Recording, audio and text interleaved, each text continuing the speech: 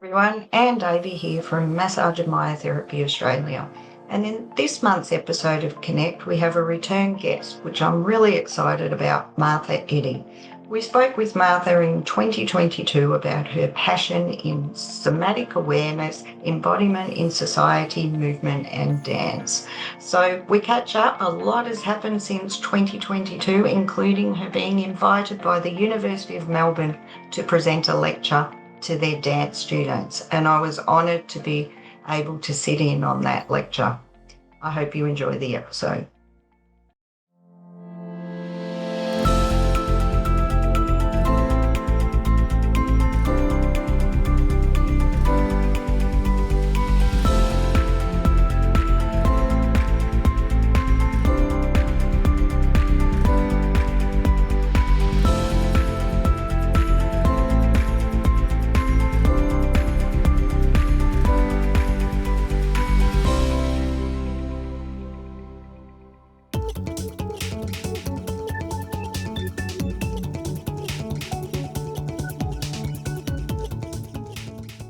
Hi everyone, welcome to this episode of Massage and Myotherapy Connect. And I'm always super excited when I get on here to have a chat with people, but I'm super excited to chat with our dear friend and colleague, Dr. Martha Eddy. So welcome, Martha. It's good to see you. It's great to see you again I in just know. a fairly short time. I know, and it's amazing that somehow we connected, and I actually can't remember how, but back in 2022, you were on this show with Sharky and what is that? Sharky Andrea Smith, is that correct? Yes, Yes. Dr. Andrea Smith, Yeah, yes, and you both co-authored a book, and you were talking about that book, which was that's the right. and I'm going to get the name wrong again, aren't I? I keep thinking you can tell us all. The Sure, embodiment. sure. Yeah. Dynamic embodiment is the name of my somatic movement system, Mm-hmm. and we apply the theories of dynamic embodiment specifically to the yogic practice of sun salutation. So the book's called Dynamic Embodiment of the Sun Salutation. Yeah, Gotcha. yeah. And it's been a massive success, hasn't it? As far as I'm Yes. aware, yeah. To It's open become a up. textbook for some yoga programs, but also Oh, many people, individuals are buying it, and people interested in somatic work or the body-mind connection through movement and touch. Yeah. yeah. And so when you say seeing you again, I also saw you in person in real life back in March. You were here in Melbourne, which was so exciting. And for our viewers who haven't read my journal article in the latest issue, you better read it because I built we were just talking, weren't we? I built the suspense because it really wasn't an ordinary day for me in the life of CEO of Massage and Myotherapy Australia. And I thought when I got the invitation, you were invited from the Victorian College of the Arts, weren't you, at the Correct. University of Melbourne to do a lecture with their dance students, first, second, third year, and their postdoctoral. So I sat in the corner feeling very inadequate. But it was so interesting. And I think what I enjoyed not the most, but the start of the lecture, the person who was introducing you made us all sit there and be present. We're going to take a few minutes just to be present, be here, leave the world outside. And I thought that was such a good introduction into just, being focused in what you had to say. Yeah, so true. I mean, there's not really the ability to be embodied, to be clear in our bodies, unless we're in the moment, because Yeah, that's the living experience. We're actually paying attention to where we are right now and feeling yeah, our bodies. Mhm. yeah. And so, how did it come about coming to Melbourne? So that's a fun story. Yeah. I have written another book prior to Oh, this co-authored book. I'm looking for a postcard here. It is.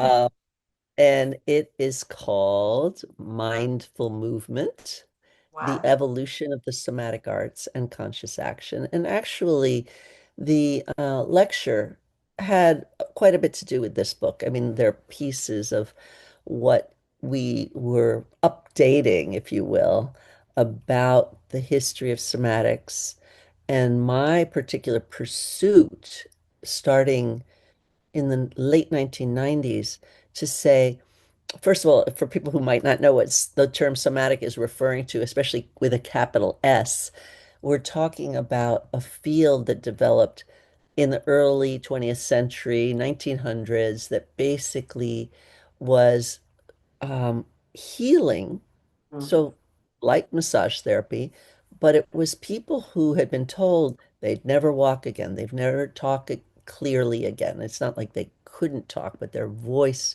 had been restricted, or they had tuberculosis, or they were having breathing problems. And in every case, without them knowing one another, and I'm talking about Frederick Matthias Alexander, who was born in Australia and lived in Tasmania, um, and Moshe Feldenkrais, who was born in Russia and then emigrated to Israel, and Irmgard Bartenieff, who was born in Berlin but ended up in New York.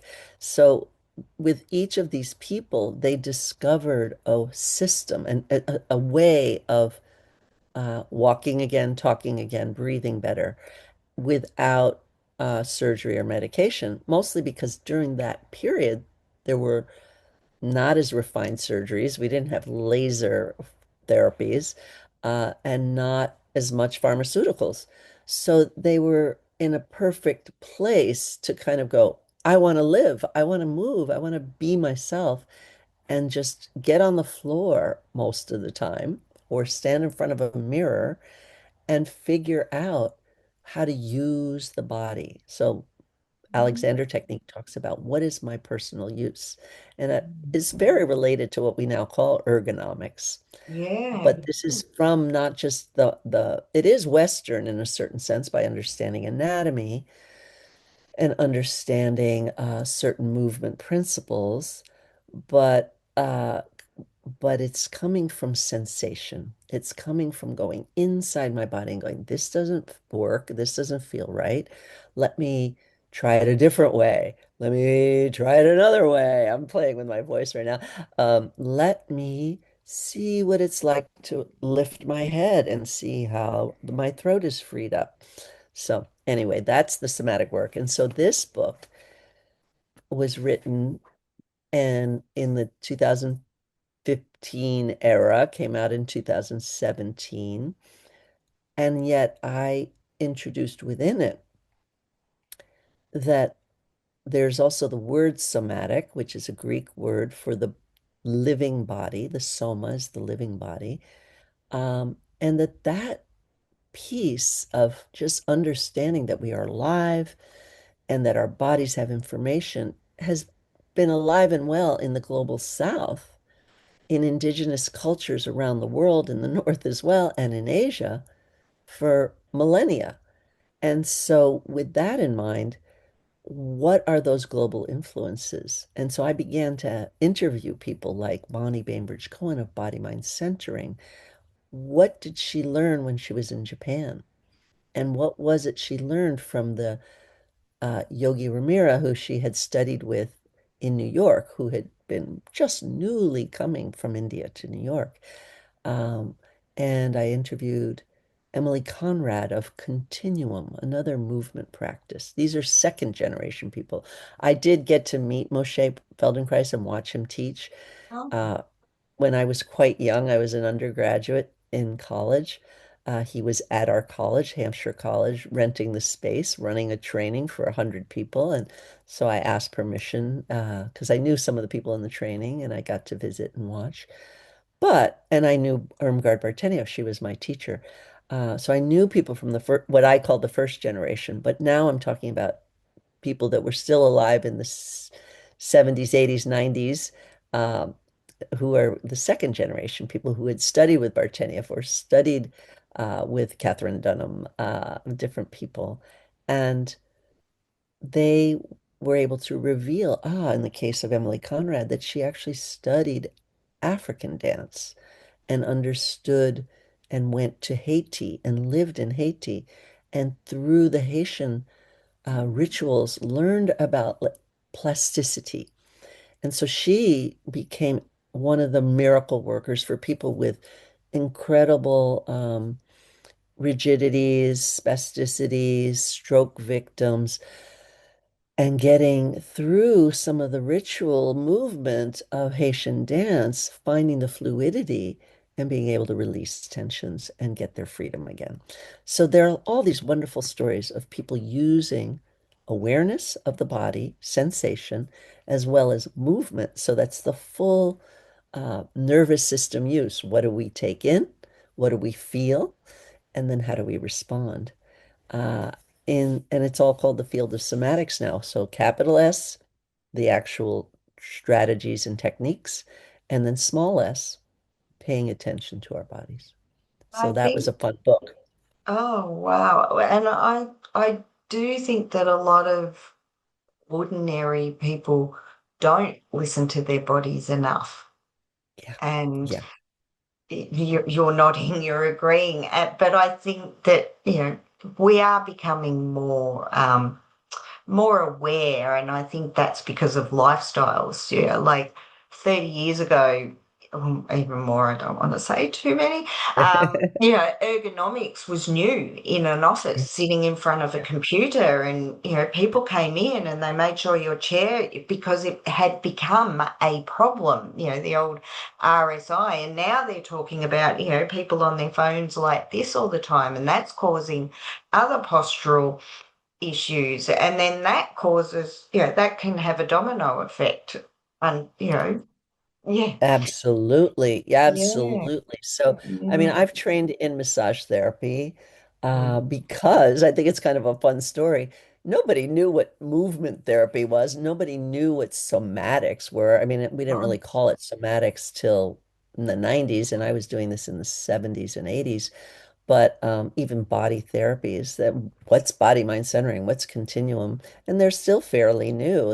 I yeah, say that it was part of the dawning of a new field, and in this book, like the subtitle is the evolution of the somatic arts and conscious action. It's this idea that it grew and is still somewhat new, and but it's age old to pay yeah. attention to our bodies. It really And is. connecting it with yoga and the sun salutation, yeah, Yeah. connecting it with, oh, you've got that book as well. Awesome. Yeah, because I'm here, I'm in England at the moment and I'm Yeah, teaching, and so I'm showing this to students. And one of the things that, again, the subtitle, this book focuses in on my own work, which is an amalgam of the Bartenieff work and body mind centering. So dynamic embodiment is my brand of somatic movement therapy. And then I wanted to apply it specifically to this piece of the work, which is the neuroendocrine system, or endocrine, as you guys say. yeah, Um, so we have a philosophy in body mind centering in particular that the chakras can be felt as energy, and energy medicine is wonderful, and yet it can also be felt in the body. So at this sensorial level. And in particular, the postulate is that where the nerve plexes, a real mass of nerves, like solar plexus, like the caudus equina at the base of the spine, um, like other plexes in the head, come together with endocrine glands, the hormonal secreting glands, they make a chakra. So there are lots of glands. There are more than just seven glands, but there are only seven places where the glands come together with a lot of nerve intervention, interaction, whatever, innervation was what I was looking for. yeah. And at that point, we have a chakra. So it's kind of an Mm. embodied look at the chakras. Mm. I want to go back to the ergonomics Mm, that we were please. talking about, because I mean, a lot of what we see at the association is the self-care of a therapist, and they're so busy looking after their patients and clients, they're not looking after their self-care. And when I was in Washington earlier at the Massage Therapy Foundation, there was somebody there doing research on the ergonomics of a therapist and how they can work better for longevity of career, for looking after their own health. But you were just saying you've just written a course for surgeons and back care. Yeah, Like, that's that's right. amazing. Do you want to tell us a bit about it? Sure, absolutely. I had presented and actually co-facilitated various sessions um, in a conference at Yale. It was at the Yale University, and the Yale School of Medicine was quite involved. And in particular, one of the psychiatrists at the Veterans Administration Hospital and a professor, Dr. Morris Bell, was the major impetus, the person who pulled this all together, a fabulous human being. And the conference was on embodied cognition. So that's a fairly new term. It's been around 10, 15 years, probably longer in some places, but more popularized.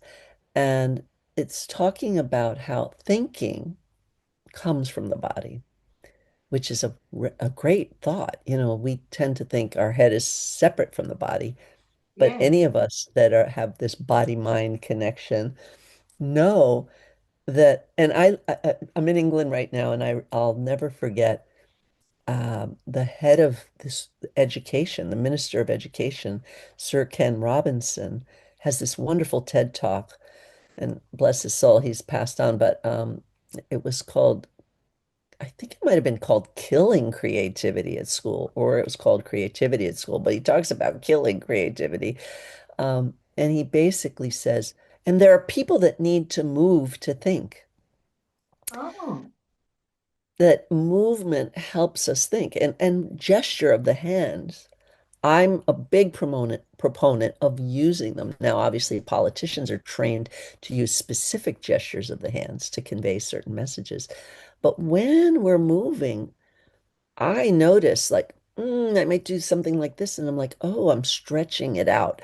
Like if I look at the movement, it's giving me a thought that then I find the words for. And so that would be an example of embodied cognition.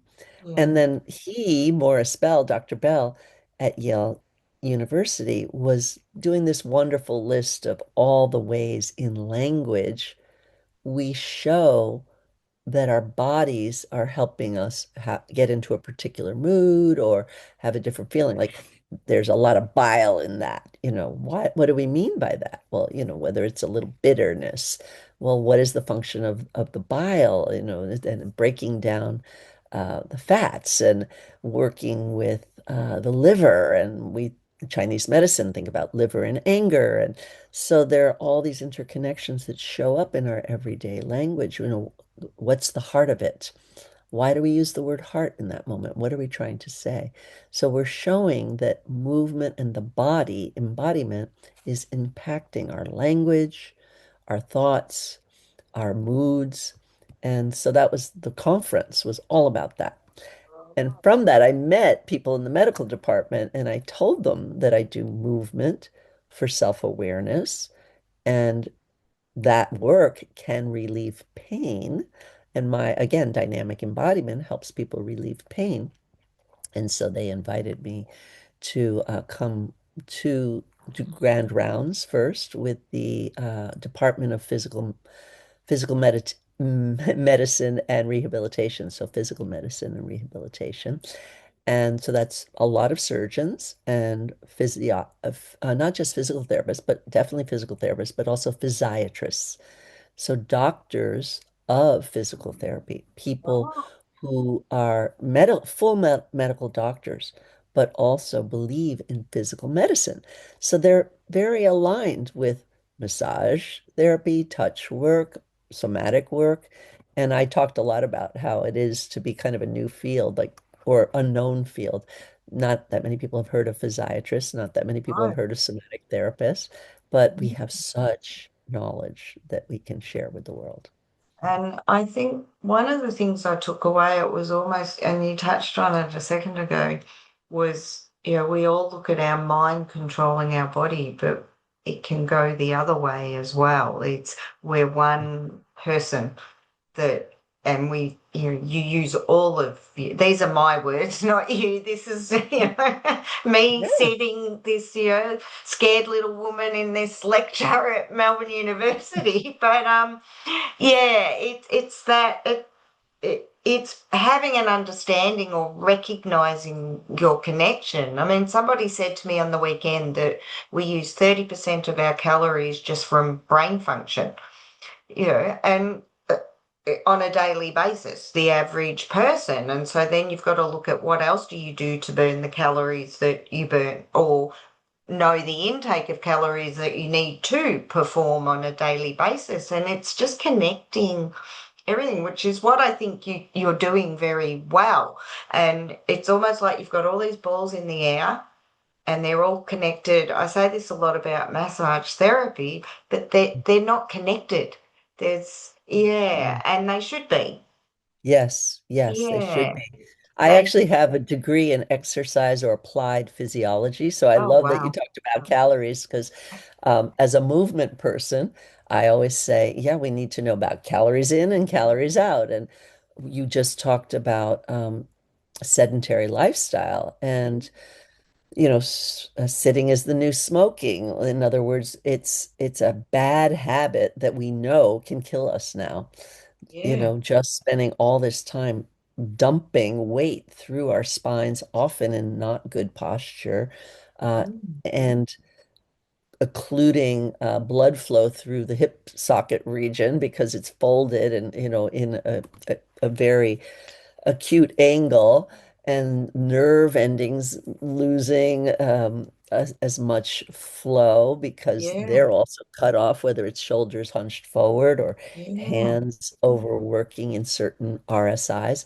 Yeah. So Mm. this is And that's really right. important. Sorry, I cut you No, off, no, but that's you all I look was at saying. Yeah. it's self-awareness as well, because I know, like, I've done Pilates for 20 years, and some nights I do it 2 or 3 times a week, and I think, um, or the 6 a.m. class that I do, and I get up and I think, why am I doing this? But then 45 minutes later, I go, oh, I feel so good, or, um, like you eat a healthy meal instead of an unhealthy meal, and you know the difference of how you feel. It's creating that awareness about yourself and the mind and the body. You don't need your mind to tell you that you should do this. Your body knows that you should do this and sit this way. And that whole ergonomics of work too. It's not just about manual therapists or surgeons. It's about someone like me that sits in front of a computer all day, or someone that's not that we use cash that often, but someone in front of a Mhm. cash register, or someone making coffees, and Mhm. it's actually being very aware of what you're doing to your body regularly Yeah. and knowing how to sort of contrast that. My children had braces, and the orthodontist did flamingo dancing because she said she's over patients like this all day, and it was the one thing she could think of that made her stand up straight. Yeah, yeah, It's beautiful. I isn't love that. it? Yes. Yeah. Oh, So that's it great. I doesn't. wanted to talk about dance actually Oh, because okay, go um for it. well, two things. The few of the things you were talking about reminded me of something I was asked to do in 1999, which I had a friend who had three friends with breast cancer at the same time, three close friends. And it was Wow, shocking to her. She was like, and of course, it can feel like a death sentence. The good news is all three friends are still alive, good. and treatment has gotten much better. So we love that part of Western medicine. Um, and yet, there is a shift now, and it's been a while, that we look at cancer as a chronic disease. Because even if you're in remission, there is always that threat of recurrence. And so there's a certain maintenance that you need to do. And that maintenance is lifestyle. It's everything you've been saying. And so, anyway, that's newer information. But in 1999, I used my knowledge as a somatic movement therapist. Again, at that point, we had named the field movement therapy and then qualified it as different from dance psychotherapy, dance movement psychotherapy, as somatic movement therapy, which is has a lot more touch in it, which is our relationship to massage and myotherapy. Like I am a professional member of the Association of Massage and Bodywork in the US, and I am because they embrace those of us that are doing touch work in the somatic field. So we're doing movement, but we're also doing movement repatterning, which means we're helping people move through different ranges of motion and also in my case, really focused on staying connected to the center of the body as we move, another ergonomic principle, and an Asian principle. Like I studied Aikido, the martial arts, and it says keep one point, stay in touch with your center. So I'm saying a lot of different things right now, but mostly that when I went to design an exercise program, and at this point I already had just finished my doctorate in curriculum development around movement activity. And so my doctorate is in movement science, but also how to write and design movement protocols for healing. And so I pulled together my doctoral studies, my applied physiology, looking at calorie intake, calorie expenditure, as well as blood flow and heart use and all of that, plus my somatic awareness and my dance to create something that was originally called moving on aerobics, moving on from cancer by not staying in bed, which was the norm at that time, but actually getting up and exercising gently, walking, and in the case of moving on aerobics, dancing to music with a very clear arc of a long warm up, a peak of getting sweaty at whatever level it took to do that, and then coming back out of it with a really nice stretching and Mm. releasing of tension, Yeah. breath And based. if you look across the world, exercise as we know it has evolved, from running or going to a gym to dance to, like I see all around here in Melbourne, there's dance studios for exercise and they cater for 4-year-olds to 104-year-olds. Like, Yeah. yeah, just to keep people moving. And you're right, that sedentary lifestyle is not doing us any good. And we all think we move a lot, and we possibly do, but when you've got a job, as I use myself as an example, I work in an office, hours can go by and I haven't moved because I'm Yeah. so focused on what I'm doing that Yeah. Yeah. um This is the issue. yeah. Yeah. Because if we were farmers, even though there's repetitive movement, at least you're traveling through space. There's a moment of looking up and seeing, oh, a bird passed by. There's other stimuli from nature. There's a breeze, there's breath, there's needing to just shake out a little bit. It's probably fairly acceptable to shake out a little bit versus, like you're done this heavy labor, you can kind of have an alternative moment there. Um, Whereas at the, desk, why are you shaking out? That's like, Mm. that's weird. But of course, now it's less weird because we realize we need to have that recuperation. We Yeah. do, and I know we just had our national conference a week or so ago, and like on the Sunday night, I thought, I haven't been out of this building since Friday night. Mm. Like, I just, because, yeah, but you don't realize that that is happening until Yeah. afterwards, if at all, I guess. But when you go out and go, oh, fresh air. Yeah. Yeah. So, and it has such an amazing effect on your health and well-being, doesn't it? The whole somatic Oh, that's movement. Yeah. And getting outside is a big part of it, really connecting with nature. So you Yeah. asked what got me to Australia, and I want I to talk about did. what I Yes. learned in Australia. And so I have two graduates of my dance program. So I have the Moving for Life, people become Moving for Life certified instructors. And nowadays we do large components of the work online, and then we try to be in person Yeah. for certainly for the hands-on training, we have to be. But for Moving for Life, even I want to meet everybody who of our 55 teachers, I've met everyone that's ever been Oh, wow. certified. And they're across the world. Yeah. Across the world, yes. And Wow. so, two of my other type of certification, aside from becoming a movement therapist, and they're kind of funnels for in dance, I also have a funnel for coaches and mentors, people doing leadership work that want it to include embodiment. So it's called active embodiment. And the folks do that, and then they become dynamic embodiment practitioners.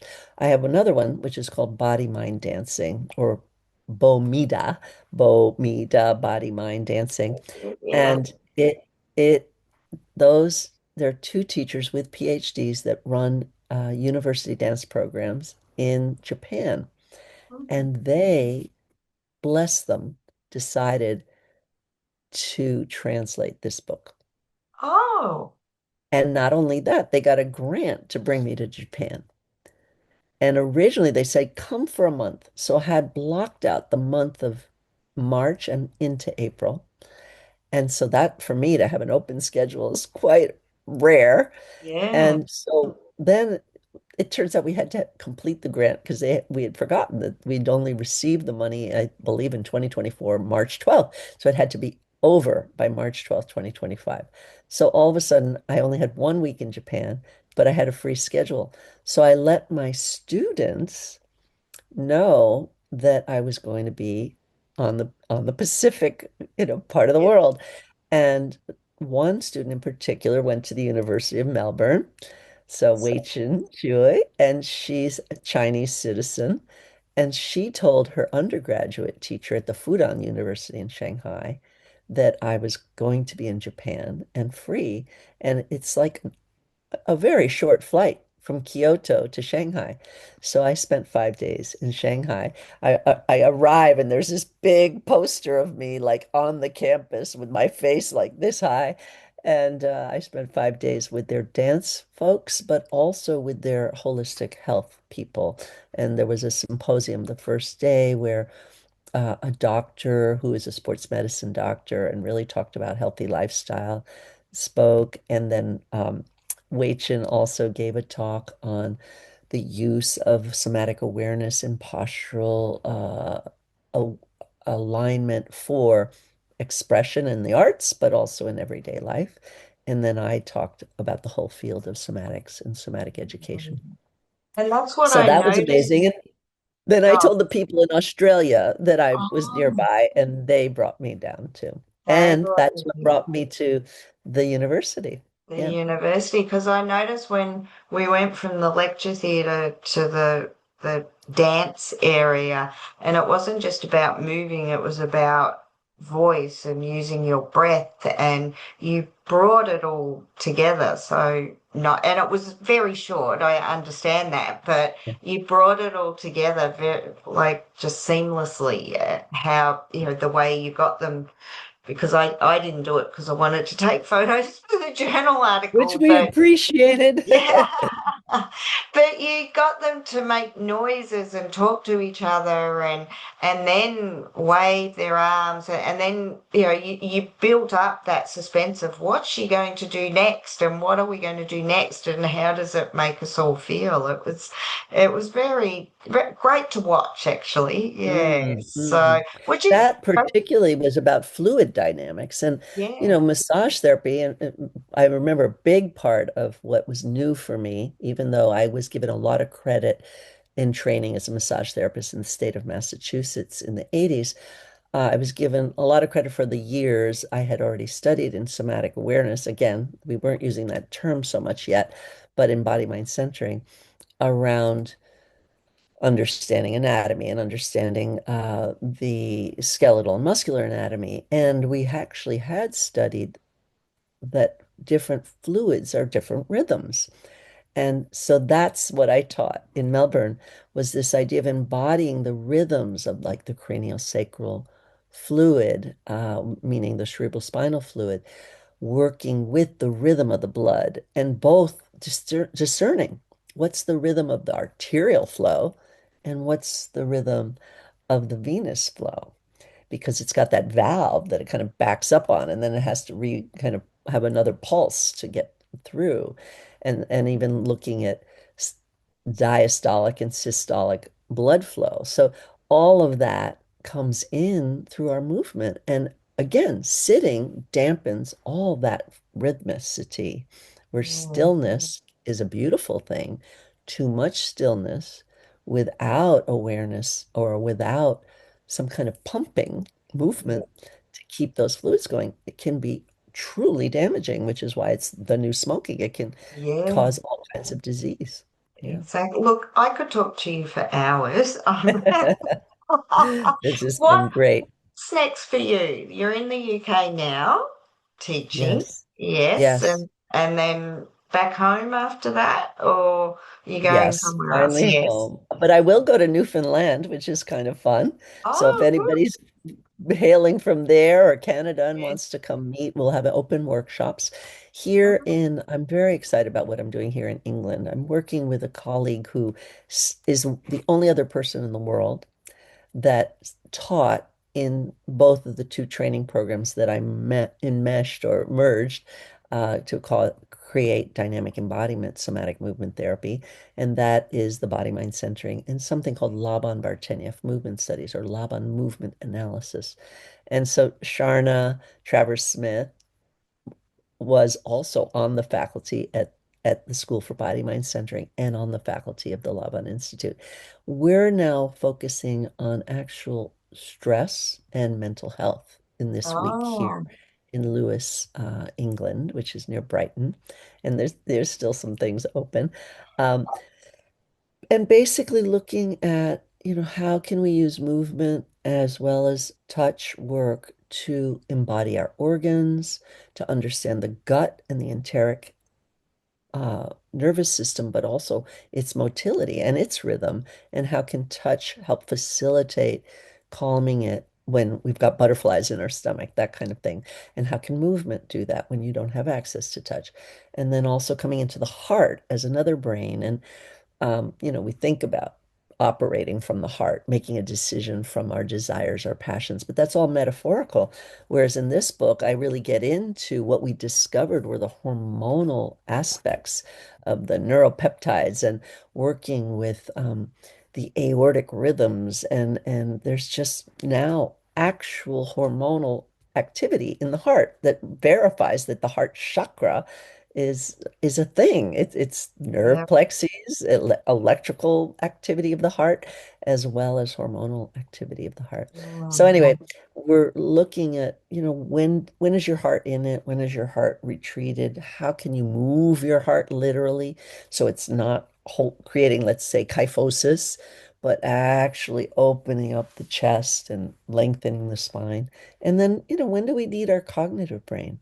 And that they're all brains, that we have brains in each part of our bodies. yeah. And at the And that cellular whole level, mental health piece, the stress piece, I mean, there's a lot of, to bring it back to massage as well, there's a lot of research out there for the support that massage therapy can do for somebody in chronic pain, for instance, and can't walk to their letterbox to get a letter, but then they can with this, the support of so a great. massage therapy session treatment and the difference it makes to their mental health and well-being. I've achieved something, to live Yes. with chronic Yes. pain. Yeah, yeah. Huge. So, And then I also think about the sleep research out of the Touch Institute in Florida.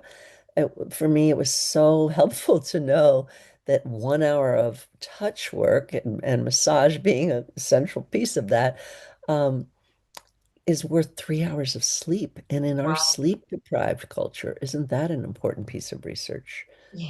Yeah. Oh, look, like I said, we could go on for hours. Look, True. thank you so much for taking time to chat with me while you're in the UK because I know you're a very busy lady. I to, It's really fun. And I'm here to mostly do that body work, but then I go to Birmingham this coming weekend where we're doing African dance and drumming. And again, getting connected to the global South, where the use of dance is just kind of built into the day, or the use of larger movement, or singing and sound making.